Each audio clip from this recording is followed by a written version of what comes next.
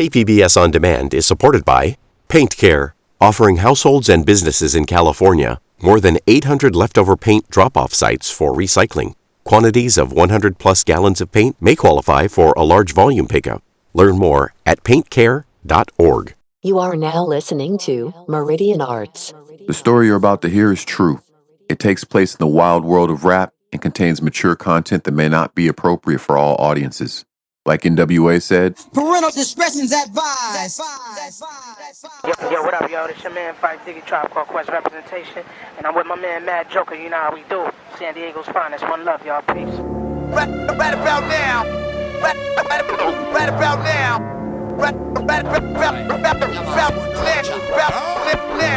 Those in our people try to be like me. Those in our people want to rush me.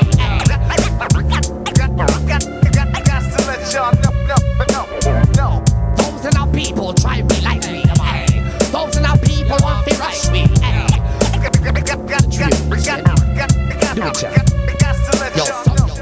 I'm 46 years old and a real rap aficionado.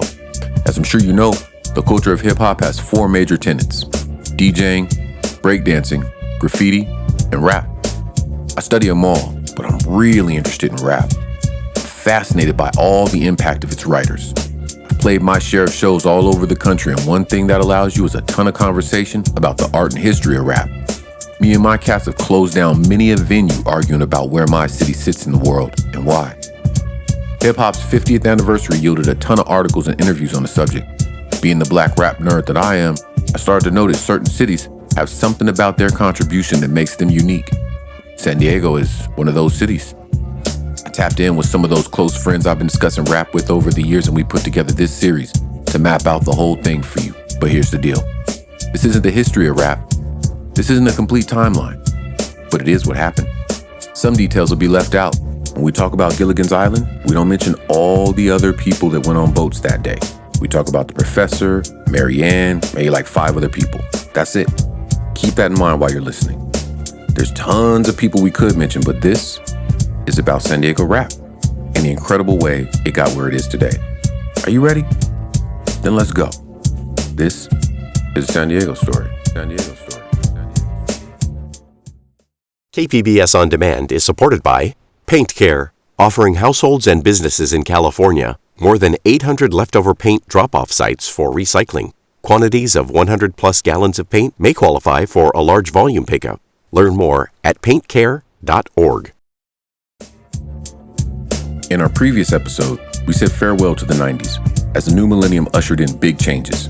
1999 brought Napster, groundbreaking music downloading software that transformed the distribution of MP3s and other digital audio files. Founded by Sean Fanning and Sean Parker, its popularity was met with cases of copyright infringement, leading to its closure in 2001. Before the internet, poster space was limited to physical space. The internet created infinite billboard space. And without the record companies defining business protocols, artist promotions became a complete free-for-all.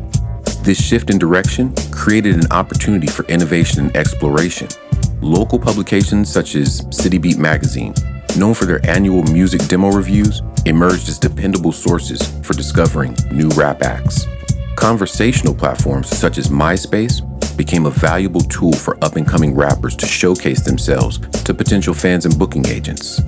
Are there any other major label artists that you have memorable moments with that you're like, hey, that was a good dude? Definitely Diamond D, for sure. The Psychotic Neurotic? Dude, that's what I'm saying. He hit me on MySpace. I'm like, yeah, right, whatever. This is not you. And then he's like, yeah, send me some beats of like what I heard on your MySpace. And that's how it started. And then I got him on my compilation. I had him on the track with him and Blue I produced. And then I also did another solo track on my album that I produced.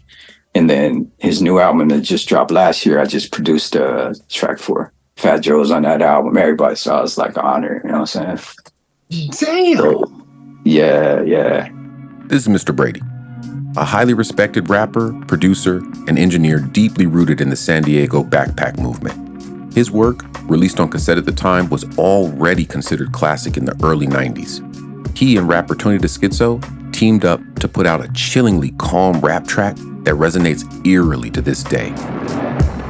The bad moon waves rising, sliding to its peak. Clouds shroud the sky, hypnotizing the weak who speak of confrontation. Peak the weather station, waiting for the swarm as the storm takes formation. I never forget, because I think when that came out, we were doing like runs up to LA a lot. We were on a little indie label, and I never forget driving to LA. We're on our way to the show. And I hear, oh, the new song with this and that, Tony Skip, Mr. Brady, and they played our stuff, and I'm like, what the fuck? That was major, man. I was up late recording this shit at midnight. Pause tapes. Shoot, me too. How did you end up in Canada on Battle Axe Records? I'm going to say around 95. Mocha only and Prevail from Swollen Members, they went to San Diego. They just moved to San Diego and stayed a while. And I'll never forget, I met them. I don't know if you heard about the loft parties downtown. They were like the super poppin'est thing. And they used to just throw the ultimate parties. And everybody used to just stay there, crash there. But one day, Mocha Only and Prev was there. And I think we freestyled with them for a long ass time. And that's how the connection started there. And then I think they were in tune with Schizo, because Schizo was he already had Who You Talking To, and they really liked that. And I think Stormborn just dropped, and he got invited to Canada, by Mad Child, and Schizo brought me in JFX, and that was around 96. We went up there and we did a show up there, and it was insane. It was insane. It was snowing. Never forget that. It was the craziest experience. And when you were in Canada and touring internationally, do you remember what the take on San Diego was from artists outside of the city? When I was in Canada, people knew about us, and they knew about Masters Universe, really, because Orko, he was also out there. Like, me and him took ventures out there together. Me and him took train rides to Vancouver 2 days, like a day and a half on the train with a bottle of Bacardi and a sampler, getting picked up in Seattle. And then we drive to Seattle and hide in the back seat, and they wouldn't let us cross sometime. I'd get off on the other side of the border, hop the border and run across. It was crazy, man. We did a lot to get there. He was known, like Masters Universe was known, and then Schizo and myself, pretty much San Diego, that's what they knew about. Our hand-to-hand tape hustle literally took us from the bottom to the top of the continent. Writer J.Smith. Before we get started, can I ask who I have the pleasure of speaking with today? My name is Alex Kuchma. I'm a student, aspiring academic, hip-hop historian, and I've been in and out of the kind of indie music journalism / hip-hop history scene for 13 years. How did you get hip to San Diego's rap scene? I was made familiar with some of the art that was coming out of the city. So early on, I remember finding Mad Joker's Death in the Arena pretty early on. That would have been, I think, through something like Second Spin. I was buying CDs through, and that was pretty readily available at the time. Definitely Mr. Brady's catalog I would have been familiar with. And a few others. In 2018, I started studying Canadian hip-hop in a lot more depth, and really took it upon myself to try to understand that community to a better degree. And when I started moving westward, so not so much when I was studying places like Halifax or even places like Toronto, but certainly once I started going westward to places like Saskatoon or certainly Vancouver and Victoria, you had a lot of those communities really idolizing the underground DIY West Coast scene. And they were huge fans of people like Orko the Psychotic Alien. So Orko actually goes up to Saskatoon at a certain point. He records a project called Rules of Thumb with Isosceles. And you started hearing these kind of stories. There was this idolization clearly of what was going on a local front in California, and then particularly places like San Diego. And I became really interested, particularly in collectives like Masters of the Universe. What made you want to cover the history out here? Yeah, I'm really interested. Oh man, okay, there's a couple different ways that I can tackle that. Although I am still interested in great sounding music, I'm also interested in the most authentic music that can act as a window into that scene that I love. There's music that exists that may not end up putting me in that headspace, but that does operate as an authentic window into the past. When it comes to a lot of the underground West Coast rap music, and especially what's going on in San Diego, I think that is some of the most authentic art that's being made, right? You have a lot of these 4-track demo tapes that they're literally just like live recordings of house party sessions almost, right? You hear people talking in the background, you hear people laughing, having a good time. And if you're like me, and if you're truly just interested, you have an affinity for the scene, then these are like the best artifacts to go to. From your perspective, where does San Diego as a city sit, you think, in hip-hop's overall landscape? Hip-hop has become part of popular culture. Hip-hop history has become a popular thing to engage in. People listen to podcasts like Drink Champs, or I don't know, they have their hip-hop podcasts on their phone or what have you. And you see a lot of these conversations get kind of, I don't know, propagated into hip-hop discourse or just general discourse in general. And as a hip-hop head, as somebody that understands all the kind of connections to who those characters are, it really enhances your appreciation for those stories.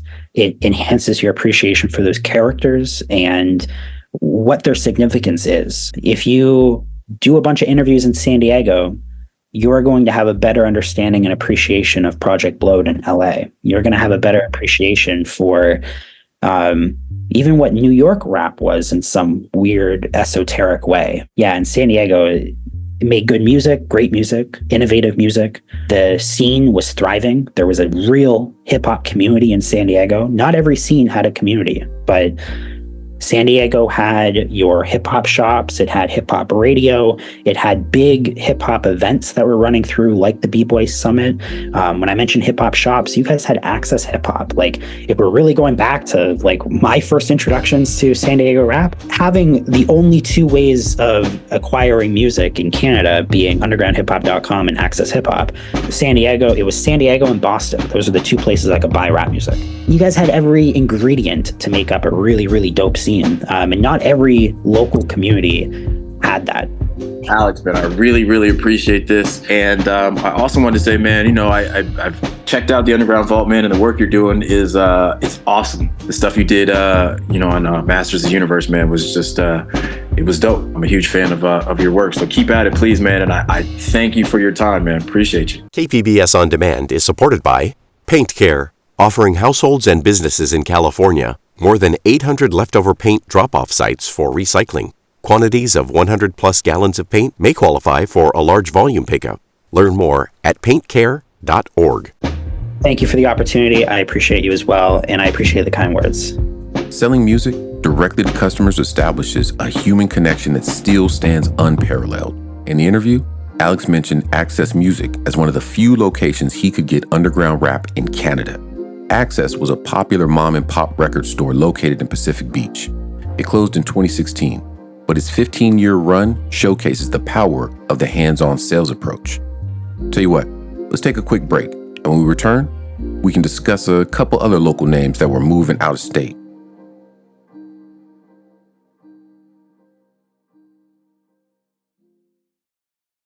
Welcome back. We're currently exploring Access Music, an indie record store that specialized in San Diego rap.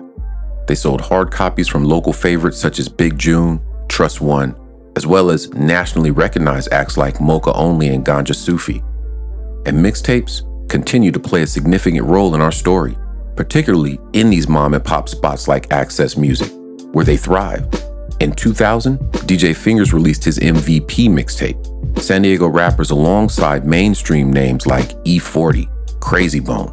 Here's a little piece of Players, a single featuring Too Short and Pimp C of UGK. And if you're a hater, you need to get some cause in the players like 5B, posted like a boss coffee chick. Another name you would have seen on local store shelves? DJ Demon, also known as Bernard Gonzalez. He's an accomplished DJ and mixtape veteran. At one point, he was doing video mixtapes. I was DJing video for a second just to kind of stand out, but that kind of went away. It was a fad thing, basically playing the music videos for the songs. Right.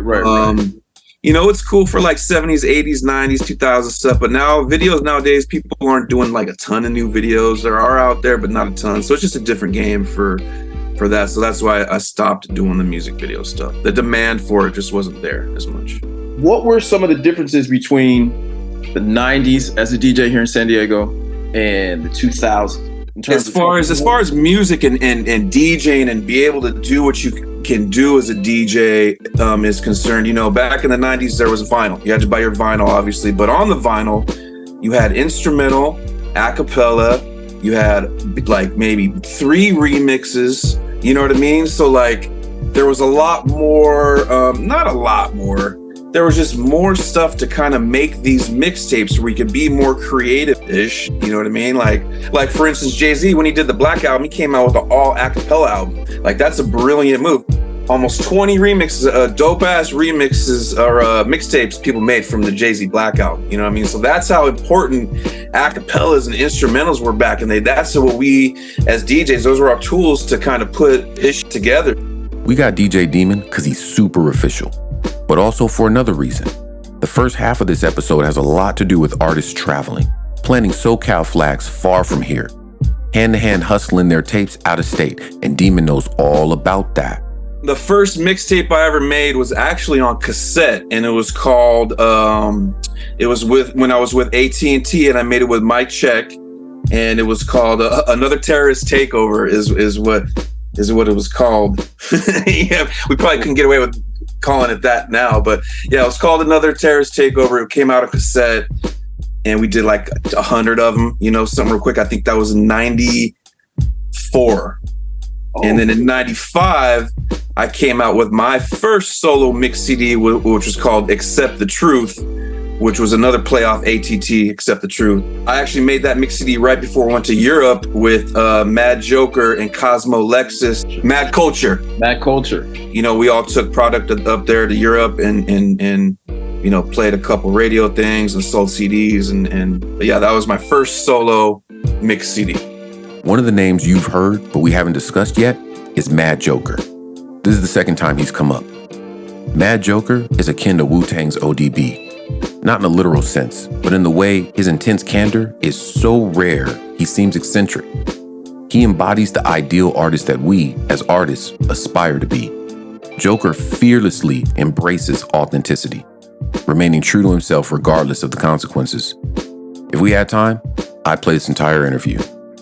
The unfiltered truth presented here is a moment I was surprised to experience, and you're privileged to hear.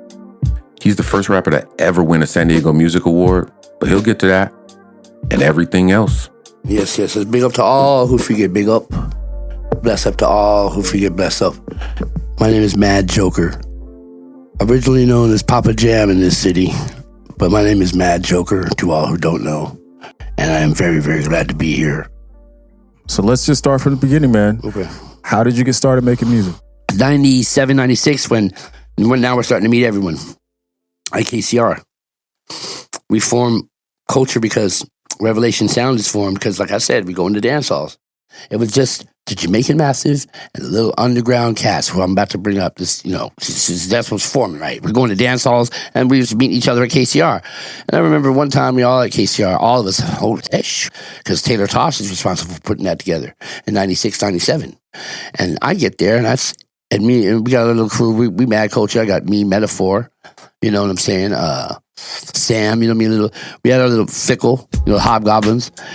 And I run into everybody. King D, IC Lee, Brady. Whew, my God.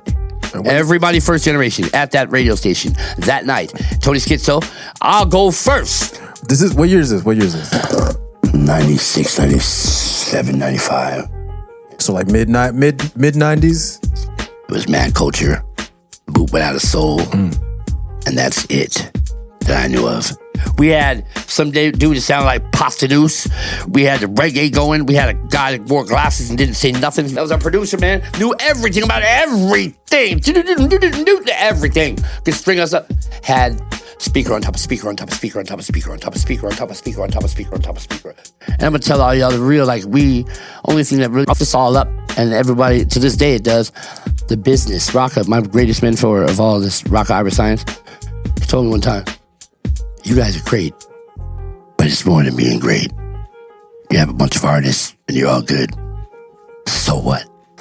What the f*** do any of you know about the business?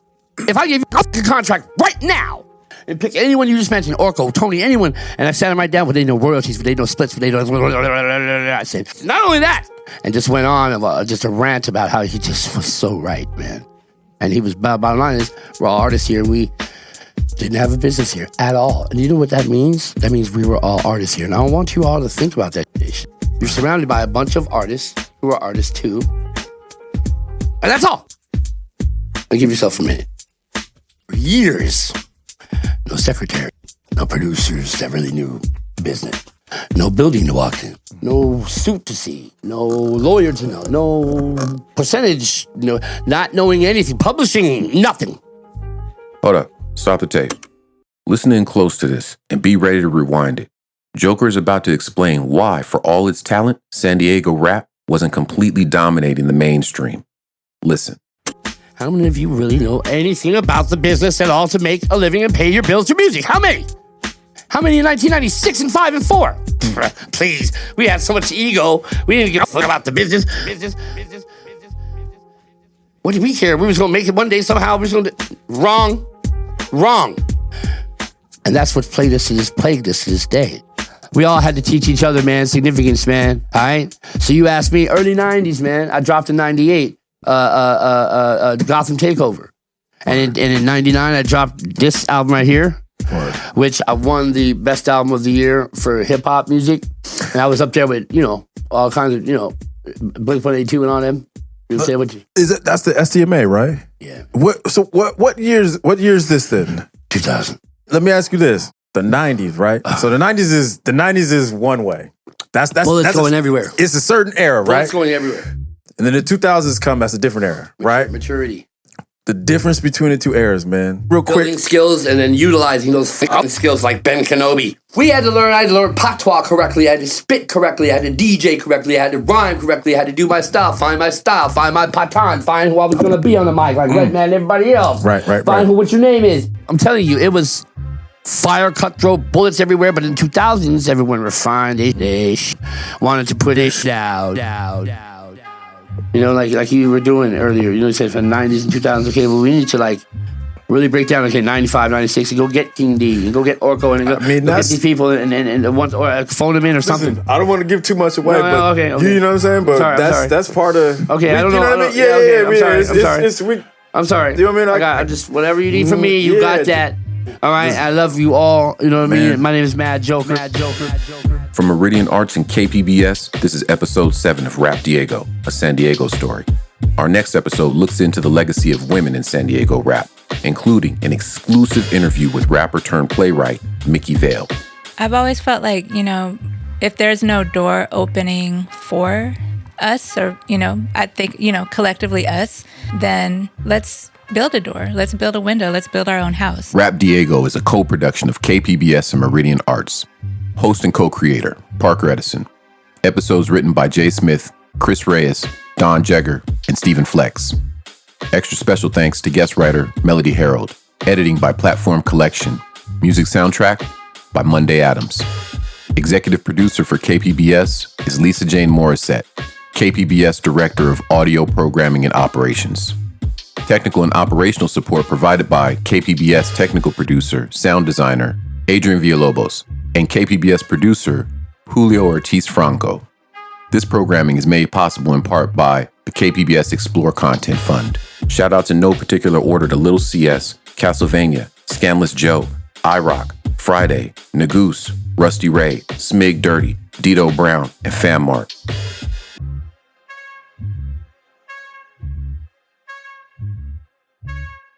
Now playing Simple by Tony the Schizo featuring Mad Joker. Boom! This is an attack. See all the man who go on like them a bad man, put down the Glock, the Uzi and the M1. Tell you all of them joker man come. Popas get so the Anto Tower and a combination. We don't like no woman that go on like them want to take the money from Peter, Paul and Dan. Mark up on the corner with jewelry and ring for them hand. Schizo, murder them. Schizophrenic clinic verse 1. Right upon my version, cause you know I got that swerving style. Compile all my info with my instrumental, even though I'm gentle, yo, I slam. Damn, you know this be poppin' and they can't trust up your chin. I think I might flip because egos are a trip to me. When they run wild, honey child, if I had a mouth full of gold, you wouldn't be so cold to me. And yo, am I supposed to be the one that has to run if I don't pack my gun everywhere? I'm never scared when niggas are flexing like sexing. You gotta walk around with protection, but in a deeper section of your brain, I'll leave a stain about the follies of man and womankind. Just open your mind to my rhymes while the flutes play and the fruits make me drop precision, cause the schizo had a vision and niggas made decisions with their brains and not they chick. They be turning over leaves, but instead they turning bricks. And chicks play the game quick cause they mentals on rental. Let me break it down for the simple. They don't know what they don't ever run with. They don't know what they just shouldn't miss with. They don't know what they think of this OT break down them sure. They want them on the street corner, watch out.